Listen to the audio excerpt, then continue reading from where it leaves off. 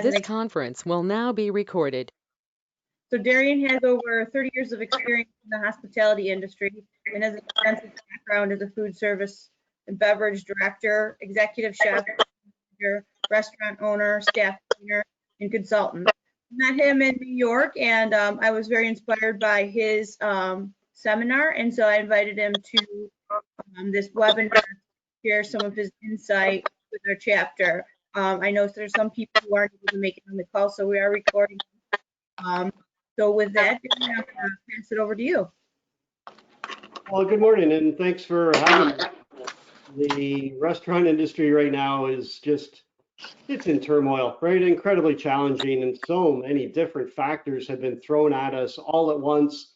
And independent restaurant owners are sitting back trying to figure out what they need to be doing, right? How they work through and how they come back. And Dorothy and I met at the New York show in early March. So I think it was March 9, 10, 11, right when everything was really starting to change. The NHL and NBA had just canceled, and all the businesses had basically went out to essential business travel only. The show was really light compared to normal.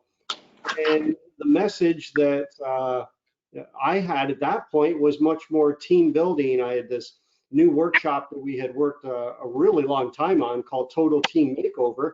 And that was the first time I was presenting that particular seminar at the New York show. And about halfway through that show is when it got very serious, and the show beside us had canceled, and we turned over some panelists and some seminar time to COVID panels and tried to talk through this and see what the restaurant industry needed to do. And at that time, right, early March, it was all about sanitation and how do we clean the restaurant better, and whoa, I'm a buffet, how do we wash our utensils every 5 or 10 minutes? And so we went directly into cleaning. I got back from New York, and I own a restaurant in just outside of Lakeland, outside of Tampa, Florida. And we literally closed that probably 3 or 4 days later. We were in a market that is primarily a working class market, and a lot of the businesses started to close. So we opted to not go with takeout, and so things got really serious really quick, right? We just closed the restaurant. What the heck's going on here? And from Service with Style, the company I've been running for 22 years, we do a lot of restaurant coaching and secret shopping. So with restaurants right across the country closing, we went into a shutdown mode basically. And the first thing that I did, well, coming back from New York, I self-quarantined and hung out at my house for a couple of weeks and started planning. I started thinking, what can we do? How do we get stronger? What opportunities are out there? What do we need to handle right now? And I found myself very fast going into, what are we doing this week, right? I just need a plan this week. What the heck just happened? And very quickly, I started thinking, what's this going to be like, right? And everybody started putting timetables on it. How long is this virus going to last? And we started planning for a 3-month. And a lot of that planning was based on our survival mode, right? How we kind of work through the challenges that were thrown at us right away. And also when and how do we start to think about coming back? And as soon as I started envisioning any type of comeback plan, this recovery piece, I started going to the future. What's going to drastically change about the industry, and how's that going to impact what I do right now? And restaurants that have been doing the same thing for 10, 15, 30 years, change is tough. And there's going to be a lot of things that you're going to have to change, which you are fully aware of, right? Every restaurant that is still open has pivoted and pivoted and pivoted, and they've started markets and got really good at curbside and did specialty takeout meals and family style and did different type of promotions. So we've been learning very quick. Well, what I want to talk about today is how we come back, right? So what I genuinely want to address is these 7 steps. So things that you need to be thinking about right now. Now, the first thing I'll say with timing, that is completely different, literally in every city, certainly in every state, obviously right across the country, that we're all on different timetables. So I want to talk to you more so about what steps and areas you should be doing at the particular stages, and how you think through the timing to understand what your business is now and how long it might take to genuinely bounce back. We're going to talk about the financial controls. If you think back to, let's say February 29th, right? We don't get too many of those days. So think back a few months ago to February 29th, where your business was. And a lot of restaurants are struggling on the financial side. Unfortunately, it's a very small profit margin model, right? If you are fortunate enough to keep your prime cost low, your food, your beverage, and your labor, if you can keep that prime cost around a 55%, then you got a chance of making maybe a 12 or 15% profit. And if you can really boost those sales, then the higher sales get into the higher profit dollars. But it's such a hard-working industry. There's so many factors and so many unknowns that the financial model has absolutely strapped us. And a big portion of that is based on our labor. So every day, right, somebody's got to be managing labor, and it's a skill that never goes away. It's a focus that never goes away. So you're always managing labor, but sometimes the model doesn't fit what you should be producing. What I mean is that the model is too tricky. There's too many steps, whether it's too many menu items or too many seats, or whatever the too much is. You're trying to do too many specials, or too much marketing. That's a tough one. Too many different outlets to market. So we get caught up in all these type of things. Well, I want you to look at the model. Moving forward, what do you want to rebuild as? Do you want to scrap the full service and go to a quick service model? Do you want a takeout counter?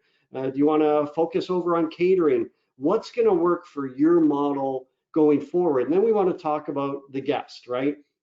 If we're talking about any type of recovery program and bounce back, and how do we build this thing for the future, you have to focus on the trust, the piece that the guest has that you absolutely need. That they need to trust when they can walk into your business. They need to trust that you're keeping the environment safe. There's a lot of things that go into the guest perspective right now.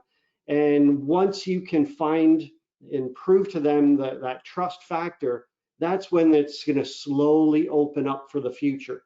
So this rebound recovery stage might be very long, but if you don't get the trust of the guest at whatever volume you have coming in, you're never going to truly rebound. So we got to make sure that the guest is in a good place. So we want to talk about what's on their mind and what's important to them, and what they're thinking right now. Then we want to dive into your staff. Now, this is a big piece, right? You don't solve your staff or solve your leadership in a 30 or 40-minute webinar presentation, but this is designed to challenge you in these areas, right? I want to give you a few tips and tricks and some things that I see are going well for other restaurants, but this is to challenge you on things that you need to think about. So if you think about these 7 different areas, sit down with a pad of paper and go through each one of them. And when you hit your staff, that is a full-fledged plan where we're going to talk about the couple basics that you have to be focused on now, but your staff recovery is how you build back to a strong model going forward. And the only way to do that with me is leadership. So we're going to make sure that you've got the leadership and you're planning this new business venture for the future. So when the virus started, again, we went into a sanitation mode. We started cleaning, and restaurants got really, really good, really quick at the sanitation piece, and some new practices and new procedures. And for most places, before you really mastered that, you were closed. So that closed or limited to takeout, simple options, was the new model that you were forced to. So instantly we went into survival mode, right? And that's a tricky decision to make. Do I reopen? Do I go with the 25% or 50% limited seating? Can I just do it with the takeout model? Do I sit back and maybe work on my golf game all summer and come back when things get a little bit busier later? You guys got your summer season, right? You want to capitalize on as much as you can. So that survival mode is going to be different for every single one of us. If you're closed, that's fine. Your survival mode has been decided for the short term, and now you're in recovery mode if you're going to you're going to come back and do this again. If you're open, you're obviously still in sanitation mode. That's not going away for any time in the near future, but your survival mode might just be with the goal to, maybe you just want to keep your 8 or 9 core employees, right? You want to keep these people employed, and you want to keep your lights on. So that means we need to do $10,000 or $12,000 a week in takeout, and maybe that's your new model just to get by and buy yourself some time. So some have stripped things down to the bare necessities. They have gotten rid of all the extra spending, and they're in survival mode, and they're just kind of riding this out, holding true to your core values, whether that's your quality of food or the people or your great service on takeout or delivery. So hold to your core values during this time, and all you're doing during survival mode, you just want to connect with your guests a little bit so they know you're still here, and you want to stay in touch. So there's a tiny bit of marketing that plays into that, but it's the comeback piece that we genuinely want to talk about. In New York, the message that I had through Total Team Makeover, right? This a new workshop, it was a 3.5-hour workshop, all based around building blocks. I felt that if you had the right blocks put in place, then you had the opportunity to grow and grow and grow. That from years and years of studying and coaching and teaching and working inside the industry, that I always felt that there was a core issue with the restaurants that couldn't get a handle on the daily operations, right? They're trying to run faster and faster just so that they can try to catch their tail at the end of the day. And a lot of managers kind of wipe the sweat off their forehead and they say, okay, let's try it again. And tomorrow they just try to run a little bit faster, and the profits get smaller and the running gets harder and harder, and the issues come into it. But I found that if you had the right foundation, those right building blocks laid first, then you had the opportunity to correctly build a restaurant in succession towards success. I found that if you started with the leadership team, your management team, that core group of people that is going to take on some responsibilities, they're going to be involved in the decision-making process, and they're going to be part of the leadership team with driving the business on where it needs to go. If you are a 60 or 70 employee sports bar, maybe you have 4 or 5 managers, and this is your core team. If that management group can trust each other and they can work well and they can communicate and they can truly do this as a team, right?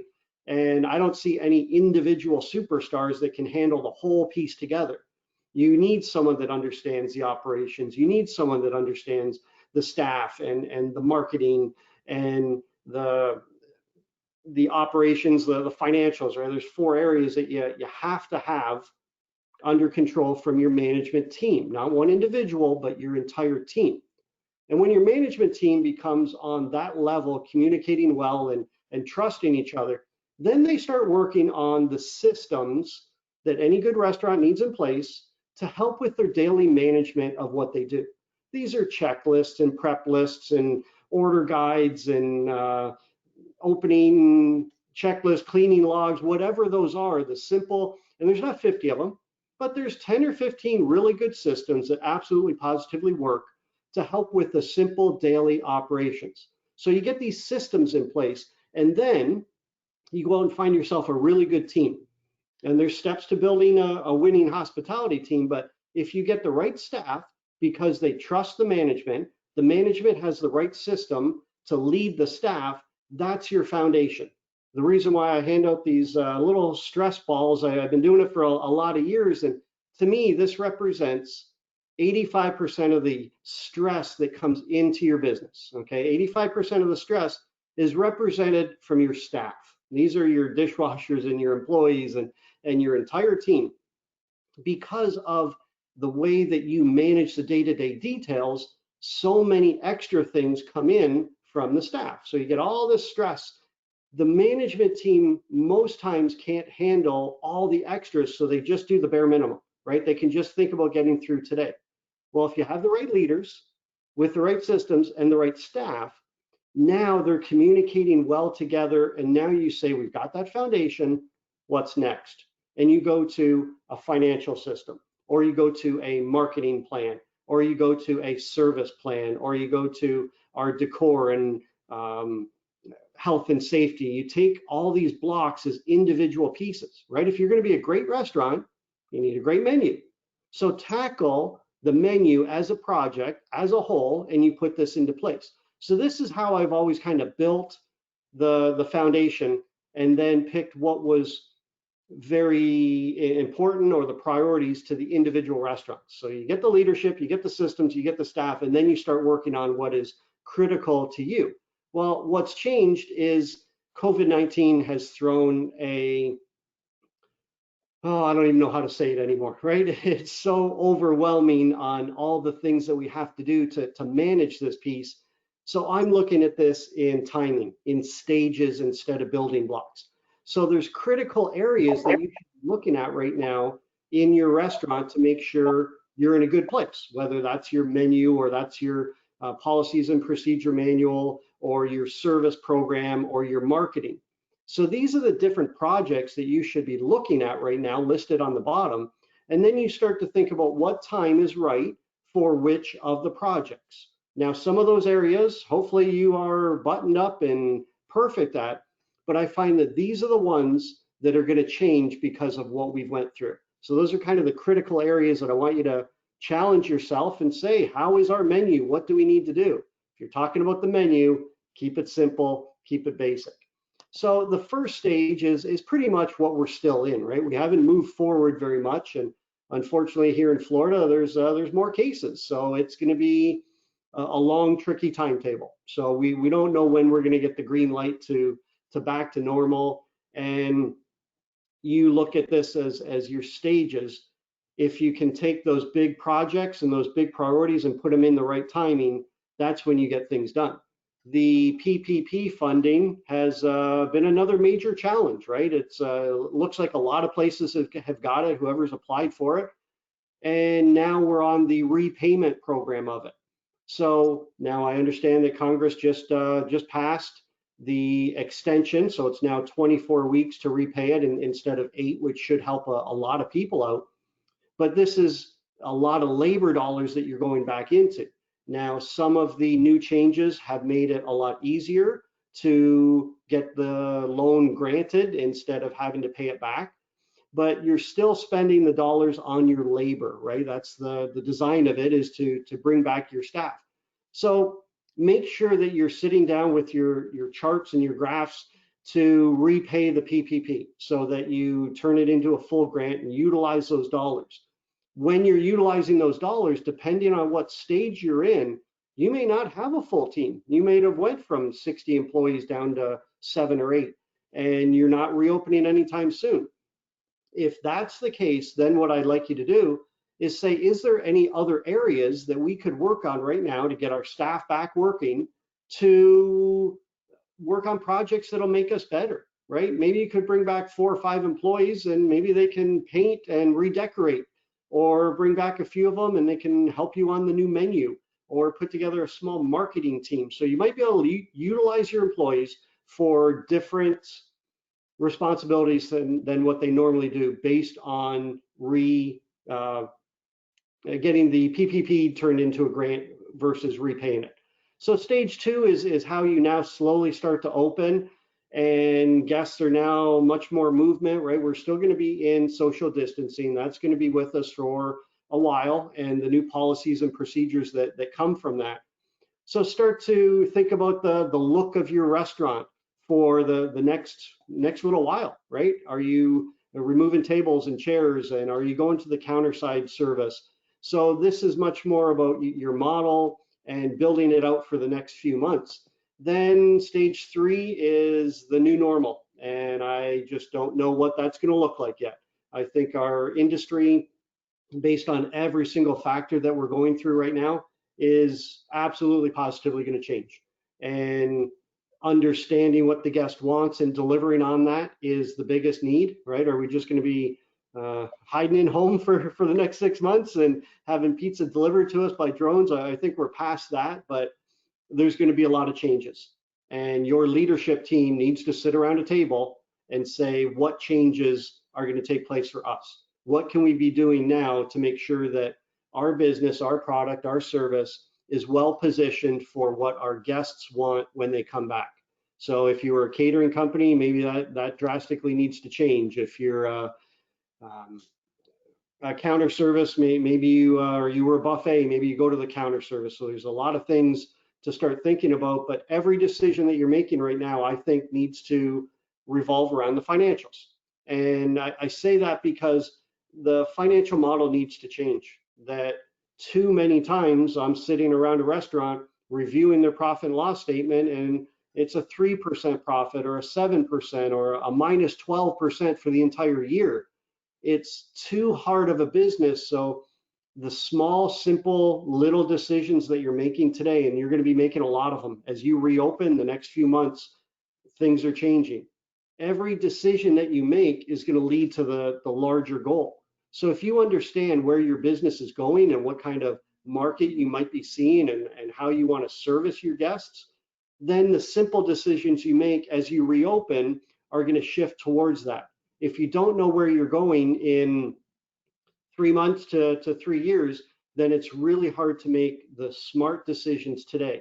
The smart decisions today, a lot of times think that they're really basic, they're nothing, just one individual decision. Well, when you add 10 or 12 of those up, you start to guide where your company is going. Understand with that plan, and it's got to be done with a budget. Sit down and forecast what your sales are and what your expenses are, and go through and challenge yourself. Do I really need that? Can I do away with that service? Are we controlling our power enough? The financial should be time working through it with the people that manage the P&L. You've got to go through and create the new model. And when it comes to labor, challenge yourself. Do you really, really need 7 people on a Friday night? If it is absolutely positively yes, great. But if you can run with 4 or 5, and maybe you can change some things, like maybe you only prep 9 items on a Friday now instead of 17 items because you trimmed your menu. So keep it simple, but keep it focused on the financials. And that leads right into what kind of model you're going to be, right? In my restaurant in Tampa, we've been doing breakfast, and breakfast just hasn't been working. But because we did breakfast, we just kind of always stayed open for breakfast. It was always really mild, but it didn't work. So coming back, we're not going to be doing breakfast. And those are hard decisions. And I understand that there's people that genuinely want us to open for breakfast, but the model has not been there. So challenge yourself on making the hard decisions for the model. If you knew it wasn't working 3 months ago, why are you pushing, or why are you just assuming that's how you did it? So often we get into the piece of, well, that's how we've always done it. We've always opened for breakfast. Well, of course we'd open for breakfast. Well, you know what? It's time to change that. So look at the model and review your service, right? I always look at it as steps.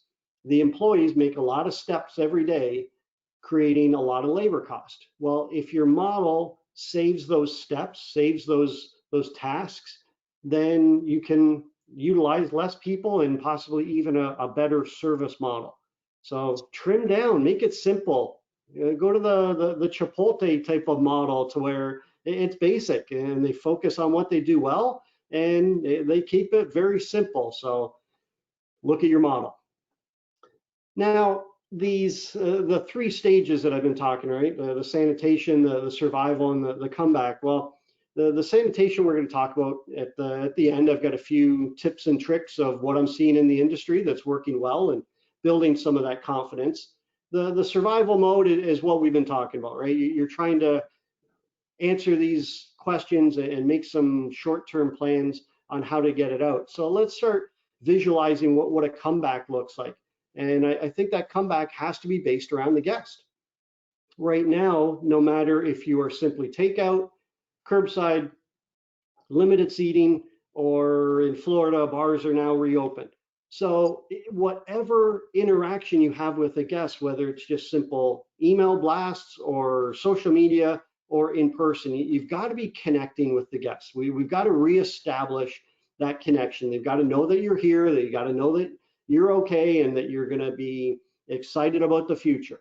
it's a chance for you to change their fear over to confidence. If they understand, if the first message they get from you is, look at all the great new things we've done, we're ready, we're safe, we're taking this serious, and you start to ease that fear, that's the first piece to rebuilding the trust. You've got to get rid of the fear first before the trust is there.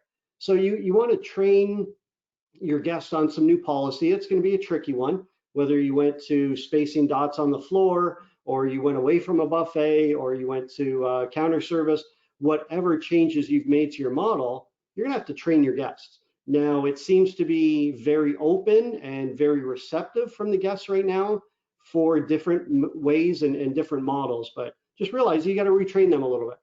But they are gonna be watching everything.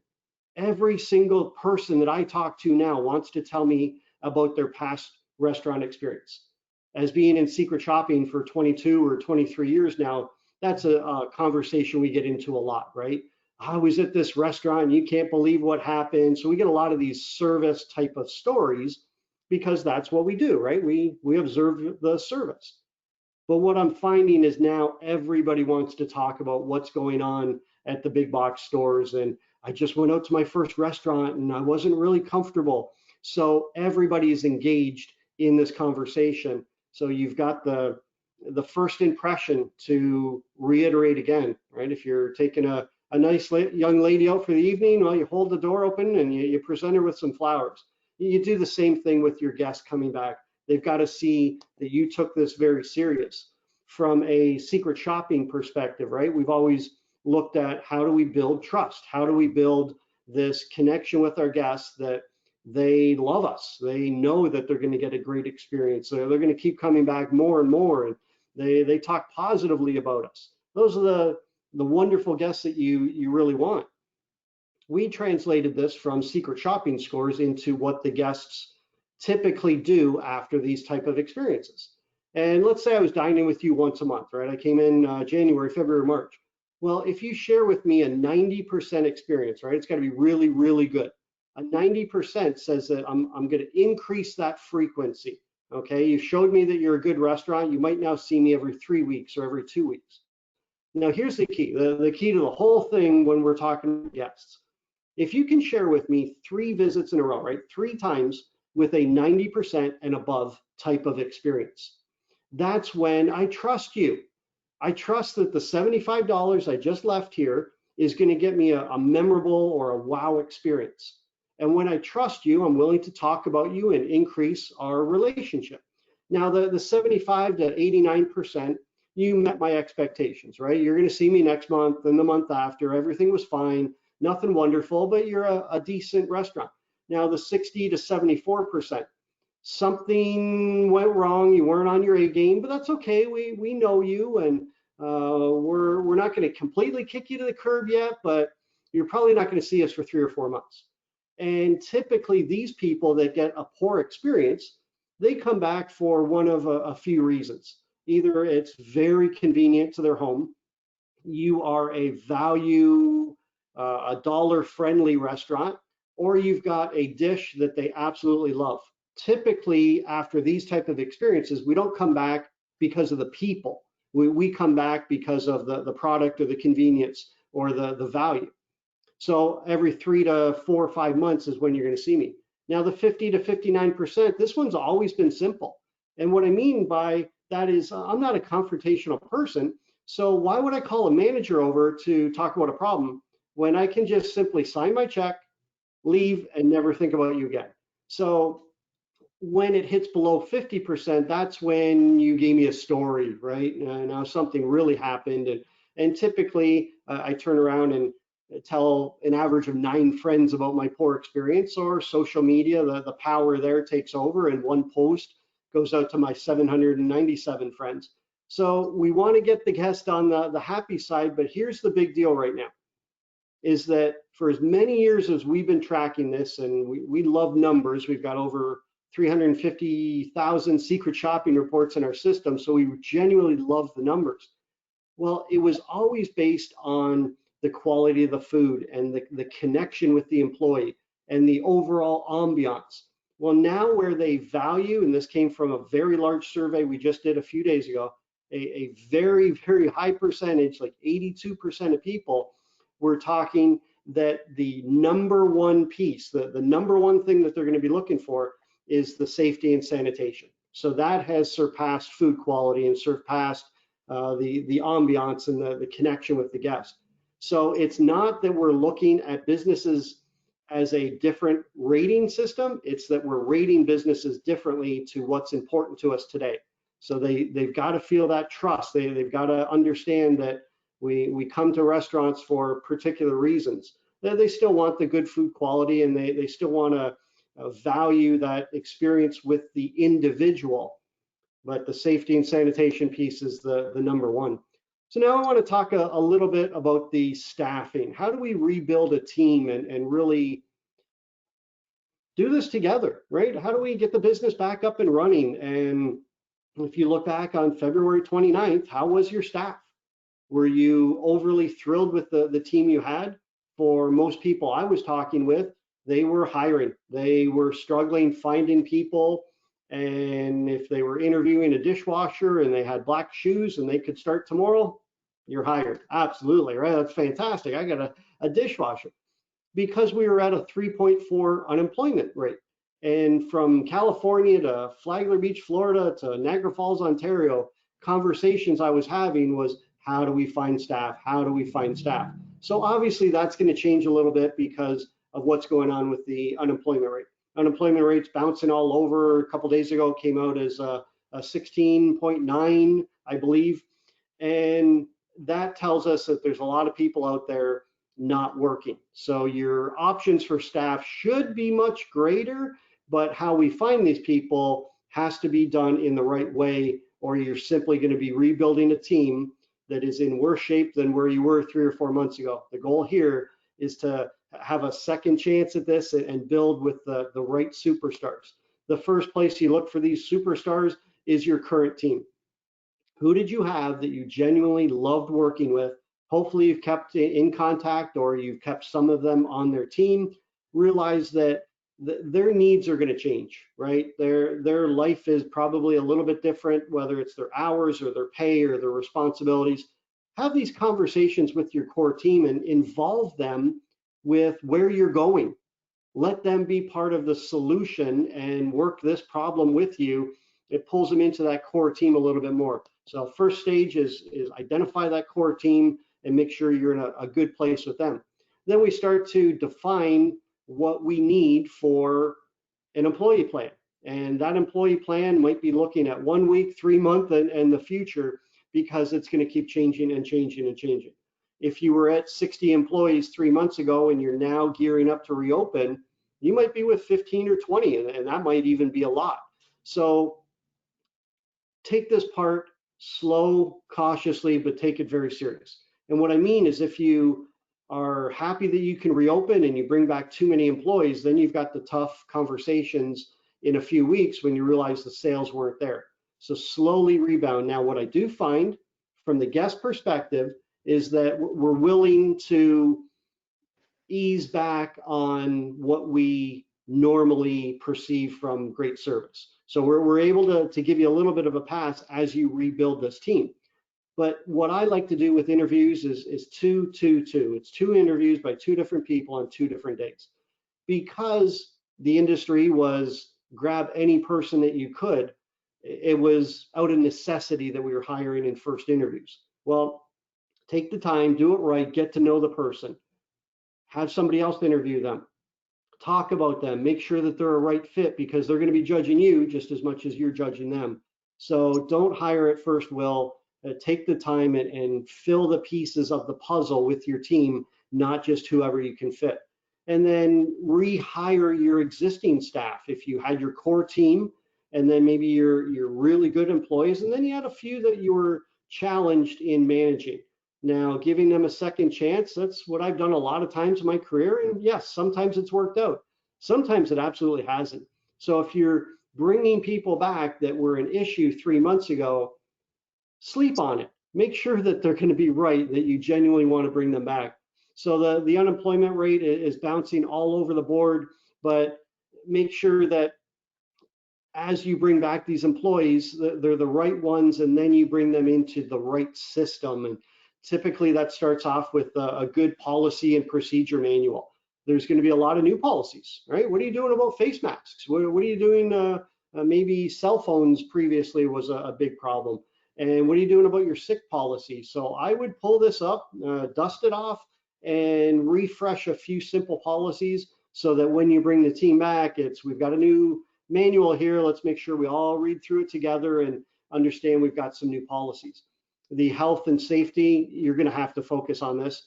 Now, we're getting a lot of calls and a lot of questions already. What do we do with face masks and what do we do with sick policies? It's up to the business owner to provide a good, safe work environment for their employees. So I take that part of it very serious, and I challenge you to, right? We got to make sure that our employees and our guests are as safe as possible. And I understand that that conversation is all aspects, and I don't like to offend any guests, and I want to protect everybody that comes in. So make sure that you're strong and you're stringent on these policies and procedures, because they will be changing and changing the habits of staff that have been there a long time. It's pretty tricky. Now, the last thing that I'll say on the staff piece, and I'm going to throw back to Dorothy. I know I've been going a while here. I want to see if she's got a few pieces to throw in. But on the training, this is one of those areas of a restaurant that cannot be taken lightly. That one of the failures of restaurants that is very visible very quickly is leadership and a training program and a budget. And typically, these are three things that we genuinely don't have the time and effort to focus on a great training program. So take a look at your training program, realize that you're not going to implement a dynamite new program in a day or two. There's certain steps that you can go all the way through. If you ever want to talk about it, give me a call. I love to talk training programs, but again, we're on a short time frame for a webinar. But this has to be structured on how you pass information onto your new employees and how you make sure that they comprehend what you expect of them. So Dorothy, you wanna chime in a little bit?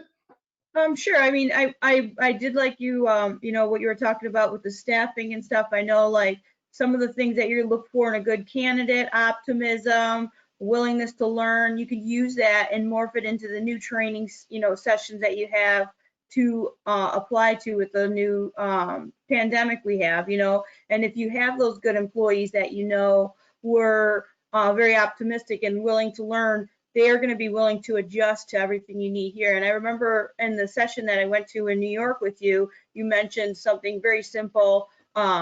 You had asked a maintenance guy to check the light bulbs. And I didn't know if you wanted to say that, you know, repeat that story, because that kind of touched home with me, because, you know, as someone who is a leader or a manager, you feel like you're running around all the time. You're always trying to put out all these fires, but you put a good procedure in place and you have good staff who are willing to be optimistic and are open to do tasks that maybe not necessarily are beneath them, but are part of the process in the training, that it's just spoken is part of their duty. It kind of takes that responsibility off your shoulder. And it kind of leans back on good staffing and good training. And in this day and age, I mean, you're going to have to focus a lot on the sanitation and all of those procedures, but knowing the strengths of your employees and the people who are willing to be optimistic about making those changes will be open to new procedures and training. And you can start putting that together now when you have downtime of the things that you remembered you had to do a lot of before.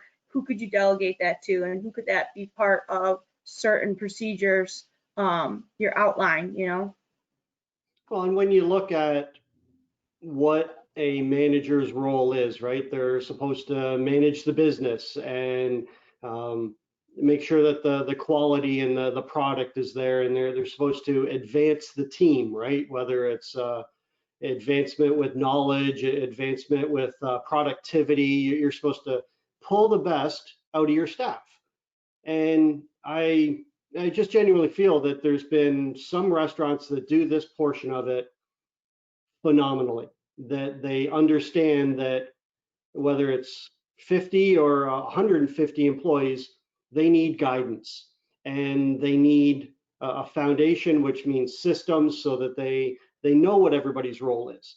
And I find that good employees, they don't mind the rules and regulations. They mind the inconsistency of management holding them accountable to that. And I've always looked at accountability as you have a job to do, and as your manager, I will clearly define that. And I need you to do your job. I need you, and I want you to be in a great place with morale, and I want you to enjoy your job. And I want to make sure that I communicate very clearly to what you need to do. I've always looked at this as kind of a three-part system, right? If you want to be productive, you need some help being productive. And I put it to checklists, action lists, and responsibilities lists. The checklists get me through the day-to-day opening and closing, right? It's a checklist for the dishwasher and the line cook and the bartender. So every position, open and close. The action list is all the simple things that fall in between that do not occur regularly, right? You're going to have a sink that's broken and you need to call a plumber. Who's supposed to take care of that? And because there's so many moving parts every day and so many people, we assume somebody else has that, or you don't have the time to get to it, or you just don't understand who is supposed to do this. So a checklist covers your staff for the day. An action list kind of covers your managers and your key employees for a few extra things that they can do to help you make the business better. Whether that's creating a new prep list or posting on Facebook or calling the plumber. One person assigns tasks to all the core team, right? The leadership team. And then the last piece of that, right? You got checklists, you got action list, and then you got a responsibilities list. And I look at a restaurant as 30 or 40 small little categories, and I want someone from my core leadership team to manage every single little mini department, right? We assign the responsibility of inventory to the chef, of bar inventory to the bar manager, of scheduling to the general manager, of taking care of the light bulbs or the maintenance program. And that's what Dorothy was mentioning. I told a story of a young gentleman that worked with me for a long time, and I was up on the ladder right before we opened and changing a light bulb, and I look over the side and there's 6 of my employees standing around, and how the heck can I be as overwhelmed as I am right now trying to do everything up on a ladder, changing the light bulb 2 minutes before we open, and all the staff is standing around doing nothing. So I called Cody over and I said, hey, Cody, I need you to manage my light bulbs. And he's like, okay, sure, whatever. And he started to walk away. Well, I called him back. I took 3 or 4 minutes with him. I showed him where the light bulbs were. I showed him what kind we did. I showed him where we purchased new ones, where to get the money, where to put the receipt, where we keep the ladder. And I asked him, every day that you come in, can you just do one of these, right? Just look around and check all the light bulbs and change them. I didn't touch a light bulb for literally 2.5 years. I didn't think about one. You can do that with your walk-in freezer. You can do that with your dish area. You can do that with your shelves. And you can pass on all these great little areas of responsibilities to other people, right? Get one person to manage all your uniforms. Anytime anyone needs a uniform, go see Rebecca. She takes care of all of our uniforms. And try to take these things off your plate, because your role is much more on leadership than it is climbing ladders to change light bulbs. The leadership traits that we had in the past will come back, right? Hospitality requires specific traits of leadership if you're going to be a strong leader. And these traits in the past typically were all based around the knowledge. You needed to know everything that was going on in the restaurant, and needed to be confident in your skills so that you could guide your staff, and you needed to add your passion in, right? They needed to see that you were driven every day and you were ready to do this, and you needed to earn the respect of your staff. That I don't feel that anybody is going to follow me unless they respect me. So I want to make sure that we earn the respect. Well, leadership traits have to change with leadership times. And the times that we're in right now, I feel require a different characteristic or a leadership trait right now if you want to rebuild your team and rebuild your business. So the first trait that you got to be really good at right now is communication, because so many things are changing. You're going to change from linen napkins, and you're going to change here's our new gloves, and here's where we keep our new sanitation bottle, and Here's our new menus and our new hours. So many things are changing that you've got to communicate to your staff every day as much as you can. And maybe you change that passion to some compassion. And whether it's what's going on with our social unrest right now, and maybe they need your voice, or they need your leadership, and maybe your employees are going through something very difficult personally and they need a little compassion. So you might have to manage the situations or lead the people with different traits than what you did before. The knowledge is still going to be there, again, because so many things are changing. You've got to be in the circle with your managers, involved in the decision-making process, so you know where you're going. And I think it's a great time to show some character, to step up and be a good person and help lead your staff to get back on their feet. A lot of the employees from hospitality are struggling, right? A lot of the jobs that we had before instantly went away, and they need some extra help and support. So look at yourself in the mirror and exercise some good traits. That communication piece is huge. What I suggest is sitting down with your core team and understanding where you are today. And what that means is you're going to put together an action plan. And you start off this action plan with a brainstorming meeting. If you're going through any changing at all, brainstorm, right? What could we do? I wonder if we tried this, and what do you think we would be in 6 months? And throw out some of those open-ended questions so that your core team can contemplate where you want to go down the road. Then you start to look at the smart projects and the things that you know need to take place. And maybe that's when you start to divide and conquer a little bit. You can put someone in charge of marketing, can put someone in charge of menu, and then assign one person, right? One person that does that action list every single week, because these are the meetings that the actionable steps come from. It's wonderful that you're sitting in a leadership meeting. It's great that you actually brought up a problem. It's wonderful that you threw in a solution to a problem. Now raise your hand and say, I got that, I'll finish that, and it'll be done next week. It's the actionable steps that we need. This is where great managers really excel, and other ones fall off to the sideline because they don't have the ability to get things done. And that's what the restaurant business really truly needs. I do want to throw out just a quick offer, and then I've got one other slide to close with. We sent out a survey to about 30,000 people a week ago, right? And we're seeing tons and tons of results come in.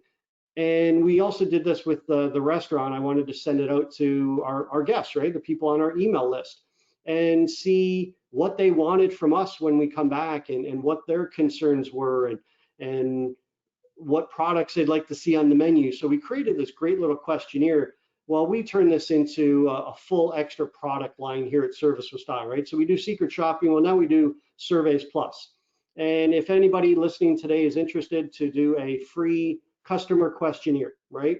We set up the questionnaire, you take a look at the questions, and then you email this link to your guests, and you want to see what they think and feel right now. If anybody wants to try that, absolutely free, no obligation, and you get some really, really good results. So there's a link there. If you have any questions, want to follow up with me personally on something, my email and the office phone number is there. So keep thinking about this as the 3 stages. Because you're in survival mode, possibly now, you're going to circle back to sanitation mode, because the day you reopen or have some restrictions lifted, there's going to be more focus on that. The comeback stage of this is going to be with you for a while. You're going to be building and changing and pivoting. So keep thinking, keep pushing yourself to what you need to do and how you get better. I just want to review a few things from a mastermind call that I did with a bunch of restaurant owners, where we were brainstorming on what the guest is going to be thinking about and what policies or different things from the virus we should be doing in the restaurant. So a lot of the things, and I'll just whip through the list quick. Do you want to put your staff in masks? Very big question, absolutely. Do you want to have your staff in gloves? Do you want to put those out for your customers? We're doing every 20 minutes, they a little bell goes off, everyone grabs a couple disinfectant wipes from the employees, and we just wipe down every surface that we possibly can. Do you, are you looking into no touch payment? Very, very pertinent right now. No buffets. We were a buffet restaurant. I'm struggling with a buffet, and we were really, really doing it well. So it's disappointing, but everybody's got to change. Some temperature scanners for your staff. A new sick policy. Do you want to do cash just one way? It's got to be exact. We're not doing cash two ways. Sanitizer or napkins on the tables. No condiments on the table. We're changing our prep to a nighttime, so the only person at night would be the prep cook. We're splitting up our staff basically. So our marketing person is going to work from home, our admin person is going to work from home, our prep person at night. So we're trying to limit the movement of our staff. No handshakes, no hugs. We removed half of our chairs, not just our tables. The idea around that is maybe me and my wife are perfectly comfortable sitting right next to each other because we live together. But maybe we're going out with two friends that I haven't seen in a few weeks and would like to social distance between our table. So if you have to drop down the capacity, drop down the chairs. Take your tables of 10 and turn those into 4 where we can social distance at our own table. Menu boards, instead of handing out menus, some have went to scanners or putting TV menu boards up. Disposable thermometers in the kitchen, no linen napkins, only one person in the bathroom at a time. That seemed to be a real big one based on our survey. Pickup areas completely defined, so coming in from the outside of the restaurant, you know exactly where you're going to take out, clearly defined, and there's no communication breakdowns there. The front door seems to be a congested area, so as they start to come in to the front door, either have an employee out there as an ambassador, have some good signage, have your floor dots all the way through your parking lot, separate them before they cluster at the front door. The disposable towels, right? Think about our kitchen. Think about that 9-cent terry cloth towel that gets wiped and wiped and wiped at different surfaces all day. Maybe we need to go to a disposable. Then a server section at a table. So if I come up to the table as a server, maybe you put a piece of tape on my section and keep every guest 6 feet away. That section can now be where I drop off food or I pick up dirty dishes to limit the handing of items and the touches across the table. And we're holding our team meetings outside. We're trying to use the patio much more. And that's really what I had for you. They're just some tips and suggestions. I hope you got a few things out of this. And if there's any questions, I'd love to stick around and answer them. And Dorothy, I'll hand it back to you. Awesome. Thank you very much, Darian. That was a great quick review of everything. Does anybody have any questions? What about inclement weather? Mark Wright asked, white tablecloth restaurants, linen, silver, what about inclement weather? Inclement weather, meaning? Like outside? Snow. We live in Buffalo, New York. Great time of year to open up a restaurant with patios running and stuff like that in New York State. It's easy for them to do. I'm just thinking, what do we do when we're getting into, hopefully the next phase will let us open inside. We're waiting for that to happen when they say it's going to happen. But the patio really helps us out. What do we do when the weather starts getting bad? You know, you have meetings outside and stuff like that. It's perfect time of year to do it right now. And I mostly understand is that, you know, I work at a white tablecloth restaurant, you know, just part-time.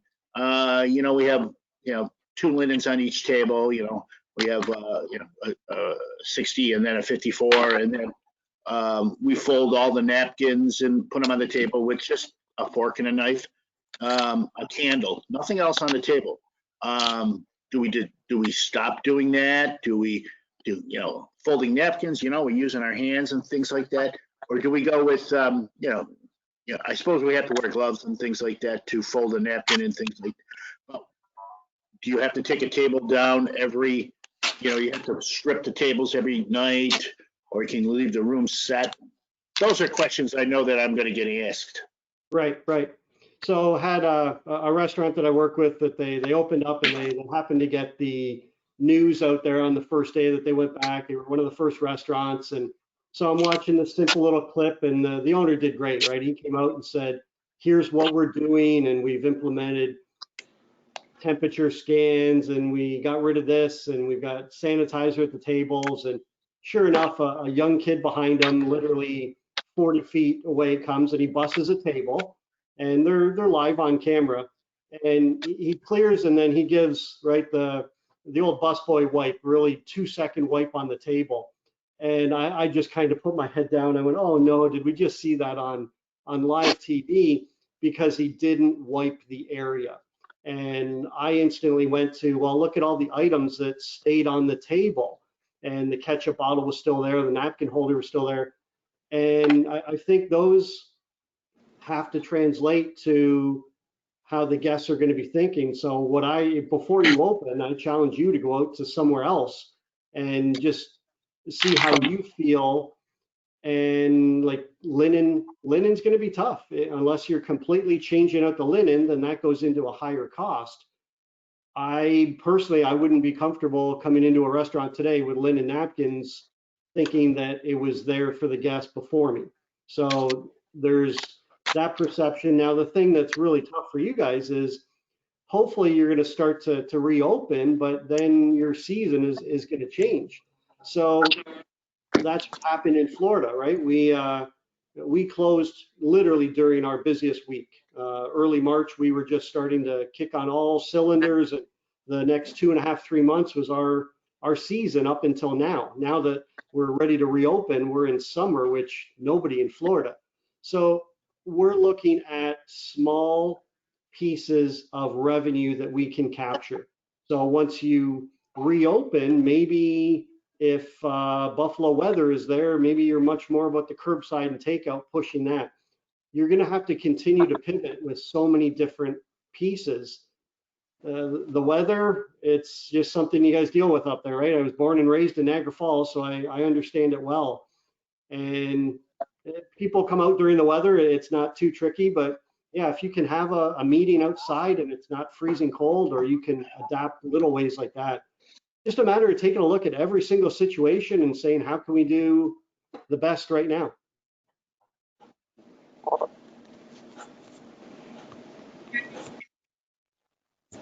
Perfect. Any more questions? There's another one from Mary Lou and Peter there. Dorothy. So Peter is the owner of Canada Cutlery, and him and his wife, and he kind of mentions that when they go out to eat, like her appraisal of a restaurant with poor lighting or old carpets is an indicator of dirt, or if the washroom is old, it seems like it's dirty. And I mean, that's that. Hi there. Oh, Mary Lou's there. Hi, Mary Lou. How are you? I'm good. We had to put our 2 cents in. I think, Darren, you did an absolutely excellent presentation. Thank you. Yeah. Great. Good to see you guys. Yeah. We're here.